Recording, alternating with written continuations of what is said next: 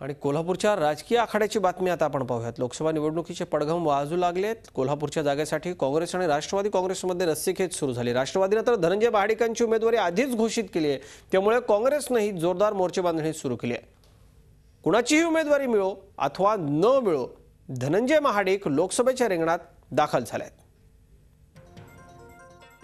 पश्चिम महाराष्ट्र हा राष्ट्रवादी पक्षाचा बालेकिल्ला मानला जातो।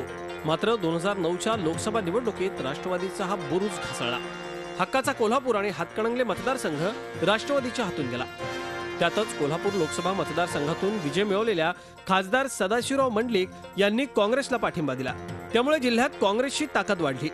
जिल्ह्यातले काँग्रेसचे नेते कोल्हापूर मतदारसंघावरती आपला दावा सांगतात, तर दुसरीकडे राष्ट्रवादीचे नेते आणि कामगार मंत्री हसन मुश्रीफ यांनी गेल्या निवडणुकीत डावललेले धनंजय महाडिक यांनाच यावेळी राष्ट्रवादीची उमेदवारी दिली जाणार असल्याचं अनेक कार्यक्रमांमध्ये जाहीर केलंय।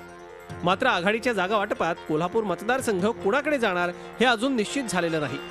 धनंजय महाडिक यांनी मात्र पक्ष कोणताही असो, आपण लोकसभा लढवण्याची घोषणा करून आधीच रणशिंग फुंकलंय। मला वाटते येणाऱ्या 2014 मध्ये मी लोकसभा निवडणूक लढवणार हे जाहीर केलेलं आहे। पक्ष कोणताही असेल, महाडिक साहेब सांगतील पक्ष कोणताही असेल, पक्ष न आज या ठिकाणी आज न आपण विचार करता ही निवडणूक कोल्हापूर जिल्ह्यातील सर्वसामान्य लोकांचं जे तुमचं प्रेम आहे, या जनतेच्या दरबारातून ही निवडणूक लढवण्याचा मी निर्णय घेतलेला आहे।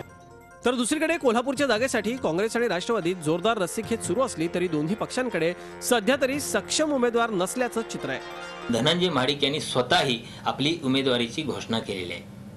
अशा परिस्थितीत महाडिक यांनी केलेली उमेदवारीची घोषणा आणि त्यांचा कुठलाही पक्ष ठरलेला नाही, ही परिस्थिती एकीकडे, आणि दुसरीकडे काँग्रेस आणि राष्ट्रवादी काँग्रेस हे दोन्ही पक्ष जागेवर दावा करत असताना त्यांच्याकडे त्यांच्या पक्षाचा म्हणून अधिकृत उमेदवार नाही, अशी विचित्र परिस्थिती कोल्हापूर लोकसभा मतदारसंघात निर्माण झाली आहे। ही जागा नेमक्या कोणत्या पक्षाकडे जाईल हे निश्चित झाल्याशिवाय इथलं चित्र स्पष्ट होणार नाही।